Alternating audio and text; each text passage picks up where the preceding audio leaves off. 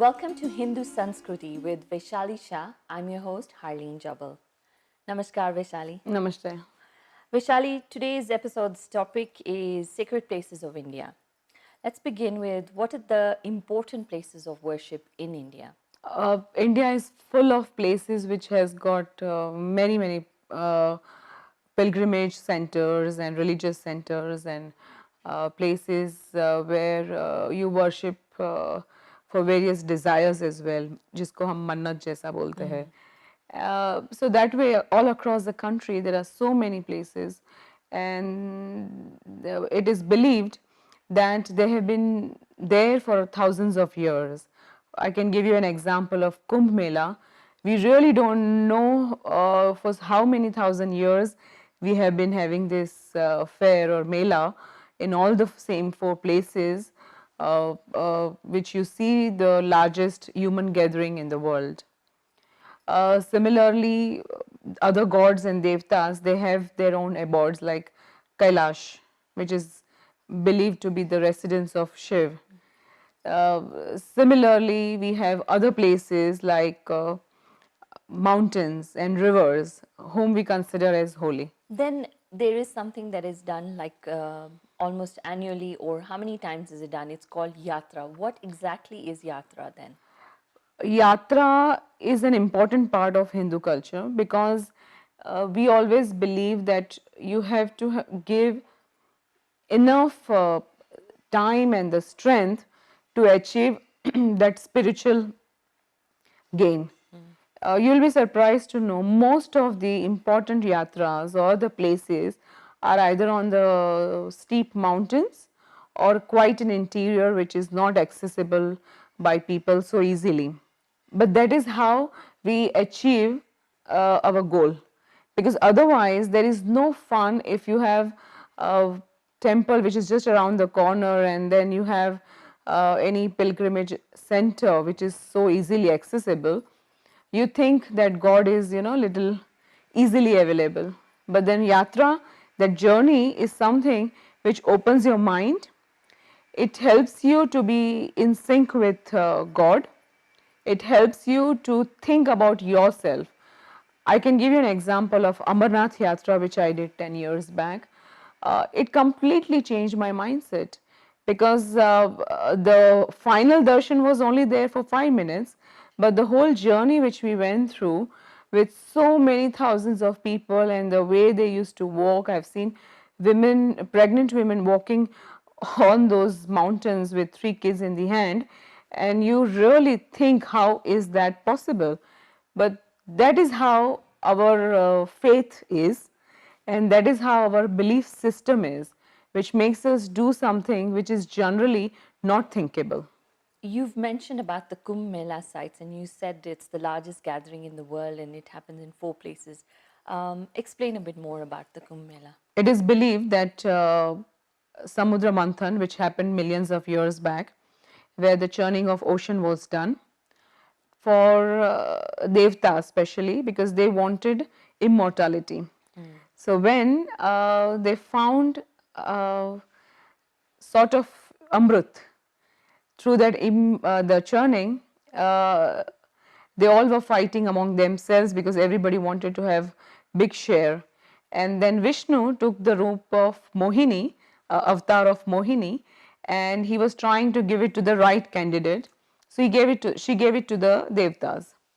And while those things were happening, it is believed that 4 drops were kind of came in onto the earth, and they were dropped in 4 places, which are Haridwar, Prayagraj, which is Allahabad in today's time, Ujjain and Nasik. And somehow, because it has this immortality characteristics of that drop placed in that places, people just started going there because they want to experience the moksha.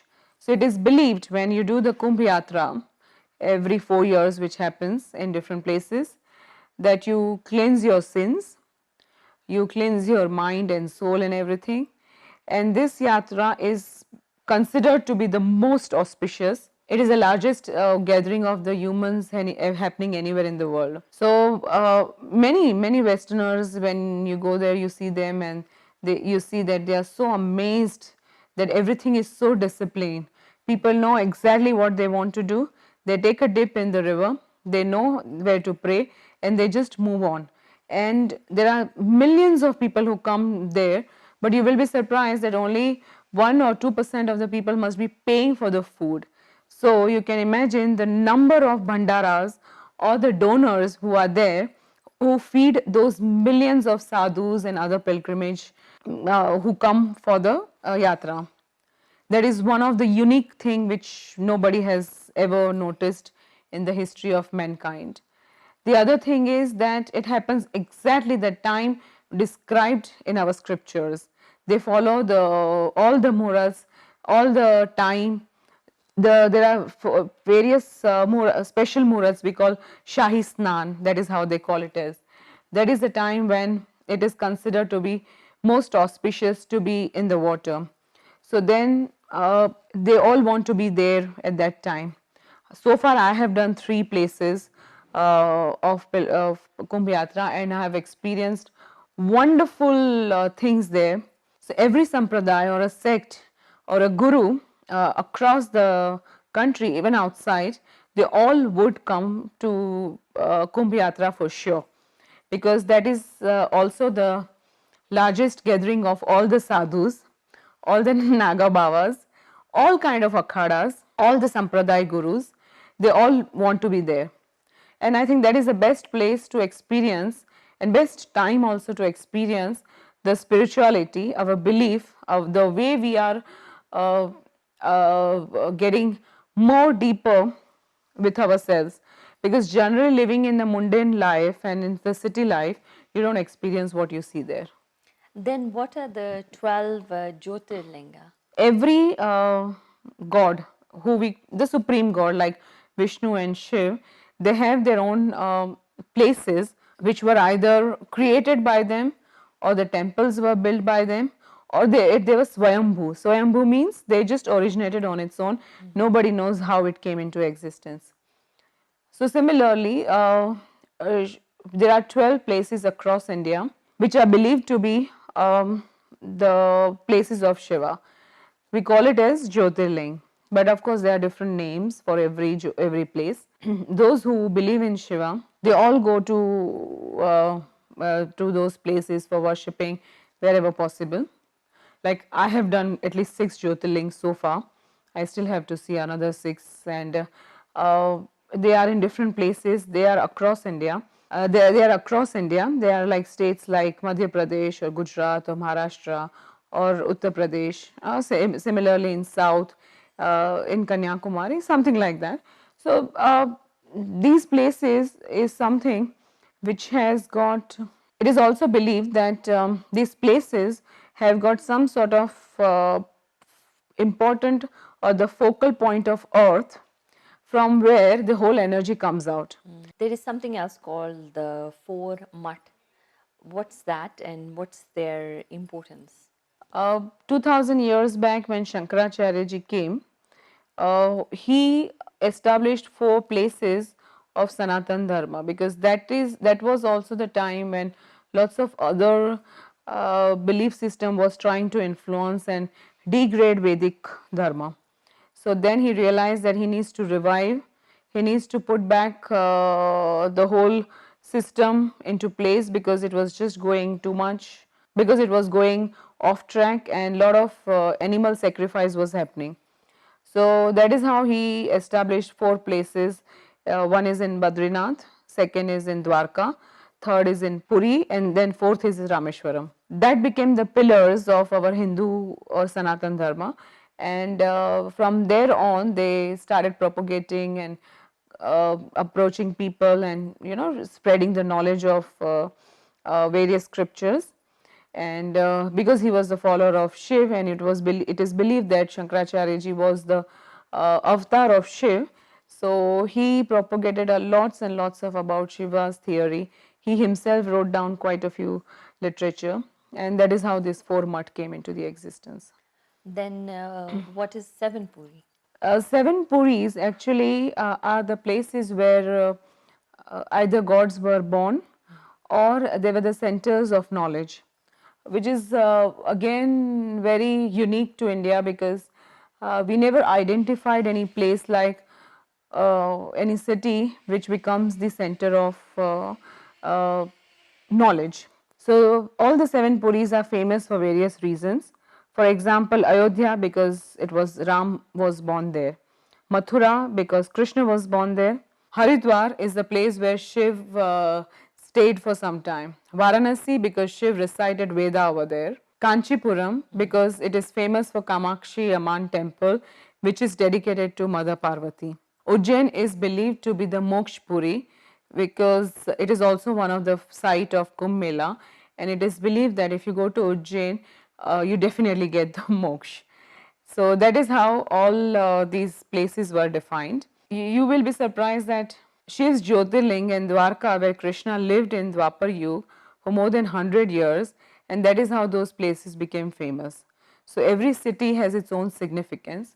They are spiritual centers, they are knowledge centers.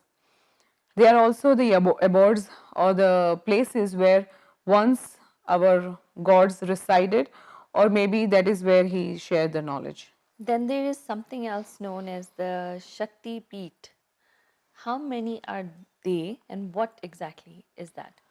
Uh, I think for that I will have to share this story of Shiv and Shakti.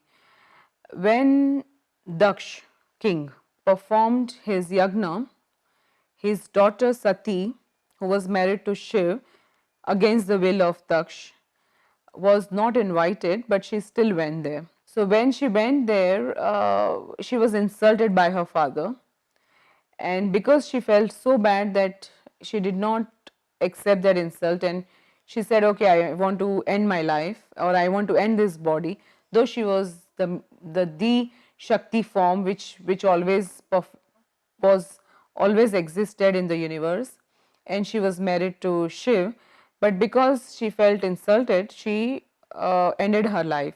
जब शिव को पता चला कि Sati is no more and she wanted to end her life and she is not there, उन्होंने उनकी body को लेके he did the तांडव नृत्य because he was very very upset. So that is how the anger was coming out through Shiva's dance. So when Vishnu realized that this is not good for the universe and for the nature, he tried to destroy the body of Shakti so that Shiv gets separated from that body because he was not ready to give up that form, physical form. So then the body of the Shakti fell on the earth in 62 places in across India, Pakistan, Bangladesh, Nepal, even Sri Lanka. So wherever it got dropped, those places are called Shakti Peeth. And these places are the places of worship. People still go there and they are actively worship places because it has that spiritual power of Shakti.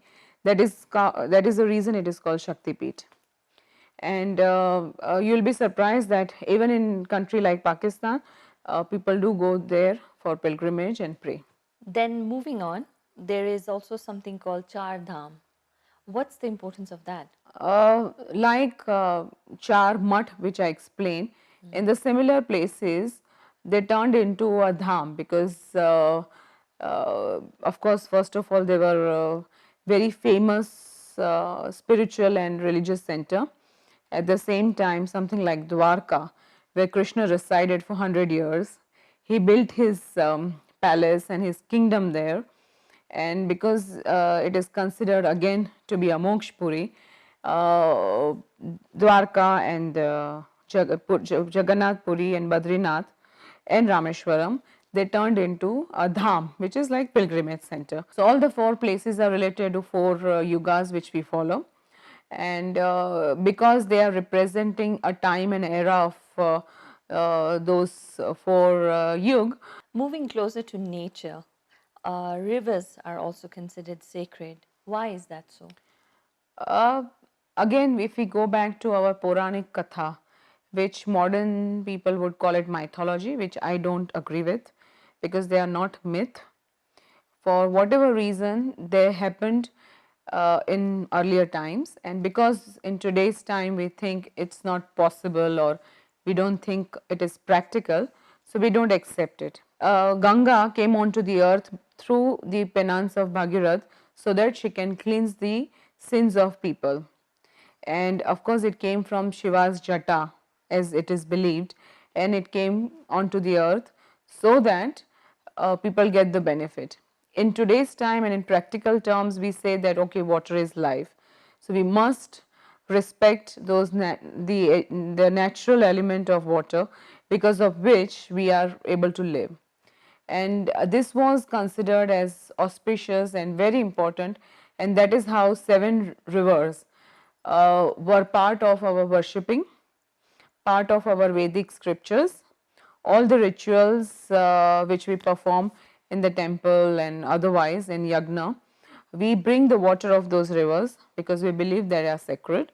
So those 7 rivers are Ganga, Saraswati, Yamuna, Godavari, Kaveri, Narmada and Krishna, and they are spread across India. So as I told you, when we have shower in the morning, we do remember all those rivers, and this is the mantra which we do, where we are trying to say that I'm purifying my mind and body with the help of this water of the rivers. So then, is there also worshipping of the mountains? Yes, as per the scriptures, we do worship mountains. Like Meru Parvat is considered to be the most sacred. Then Girirajji we pray to. Then we have Madrachal. And then we have many other mountains like Kailash, where we think Shiva stays. So we do perform yatra through Kailash. This again is very unique to India, that we perform basic or small rituals for the mountains as well. Girirajji is famous because Krishna lifted the mountain to save the people. Kailash Yatra is very important for the followers of Shiva and also for Buddhism. Even the Chinese people, they have their own belief system, because of which they consider Kailash as a place of worshipping. So that is how the mountains also became very important part of worshipping. So, Vaishali, apart from all the examples that you've given so far, are there any other sacred places or temples that are considered very special? Oh yeah, many. For example, Vaishnav Devi. This temple is believed to be the abode of Parvati Ma, who resided there. So we have all the 3 Devis over there, important Devis, Lakshmi, Saraswati and Kali. And that is again is there on a mountain, and you really have to walk down for almost 32 kilometers. I have done that yatra and I know it's very interesting. And the blessing, the vibration, the place, the way it is being built is so amazingly good that because of the modern equipments, even those who are old, they can even travel through cable cars. So similarly, then there is if you come down to other places, like there is Shankaracharya's mutt in Srinagar, which is something which is worth visiting. Then when you come down to of course Punjab, then Amritsar being the Sikh temple, which is the main center, Golden Temple, which is there, where even if those who are not Sikh, they go to the temple. Even I have visited many years back. Then when you come to Vrindavan on the Uttar Pradesh side, so the whole Vraj is believed to be the place where Krishna did all his Leela. So not only Mathura was the place where he was born, but then he did so many things in Vrindavan, in Gokul where he was born, in other places where he played Ras. So those who believe in Krishna and Vaishnav sect, they just love to go to all the 84 places which are considered to be Choryasi Yoni, the way I had explained to you. They all want to go to Vrindavan and whole Vraj, which is believed that when Krishna स्वर्ग का और उसके लोक का एक पूरा Vraj onto the earth, so that from there he can spread the knowledge of love and other things, and he can give bhakti. So Vraj is the center of bhakti. Then when you come to Uttarakhand of today's time, you have a small Char Dham, which we call it Badrinath, Kedarnath, Gangotri and Yamunotri. So these four places are almost in the same state and the same yatra you can do, and it is believed that they are extremely important for, again, for the followers of Shiva and the followers of Vishnu, because Kedarnath is the place where Shiv temple is there, and Gangotri is the place where it's how Ganga originated and came onto the earth. So that is the place of origin of Ganga. Yamunotri is the place of where Yamuna river originated. Then when you come to state like Madhya Pradesh, where I explained Jyotirling is there in Ujjain. Ujjain is believed to be a Puri and the Jyotirling center, and also Kumbh Mela site. So you can imagine the importance of that place, and surprisingly, it is exactly in the center of India. So from there upward or downward or east or west, it's almost the same distance, and it is also believed that our calendar Vikram Savant, that Vikram Raja king was born in Ujjain, and from there he ruled the world in his time around 2000 years back. You must be knowing the famous story Vikram and Betal. Yeah, that is a time which was around 2000 years back. So when you come to Gujarat, then you have Dwarka and all I explained. In Maharashtra, there are 3 Jyotirlings. When you come to down south, then you have Kerala, you have very famous Padmanabh temple, which is the richest in the world. The wealth of Padmanabh temple is equivalent to the GDP of US, or probably more. So you can imagine amount of wealth which is there in that particular temple.